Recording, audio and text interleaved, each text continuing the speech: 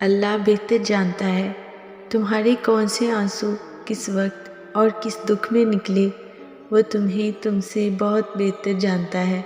وہ رب بڑی حکمت والا ہے۔ اگر اللہ چاہے تو ایک لمحے میں تمہاری سانسیں روک لے، لیکن اتنے گناہوں کے باوجود بھی تمہیں سانس آ رہی ہے اور تم اپنے رب کی کون کون سی نعمتوں کو جھٹلاؤ گے۔ اللہ پاک ہر اس دل کی سنتا ہے جو اس سے رجوع کرتا ہے۔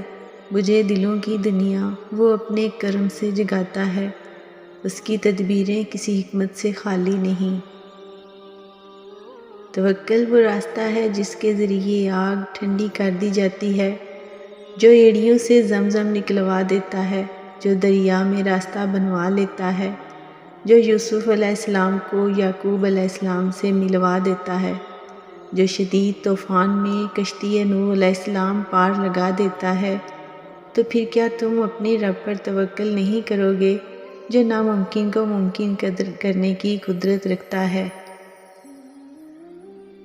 خدا بہت باریک بین اور بڑا ہی کاریگر گھڑی ساز ہے، اتنا درست کہ زمین پر ہر چیز اپنی مقررہ وقت پر وقوع پذیر ہوتی ہے، نہ ایک لمحہ وقت سے پہلے اور نہ ایک لمحہ تاخیر سے۔ اور یہ عظیم گھڑی بغیر کسی استثناء کے سبھی کے لیے بالکل ٹھیک اور درست طور پر کام کرتی ہے۔ ہر ایک کے لیے محبت اور موت کا ایک لمحہ مقرر ہے۔ اور جب انسان کو تکلیف پہنچتی ہے تو لیٹا اور بیٹھا اور کھڑا ہر حال میں ہمیں پکارتا ہے۔ پھر جب ہم اس تکلیف کو اس سے دور کر دیتے ہیں تو بے لحاظ ہو جاتا ہے، اس طرح گزر جاتا ہے کہ گویا کسی تکلیف پہنچنے پر ہمیں کبھی پکارا ہی نہ تھا۔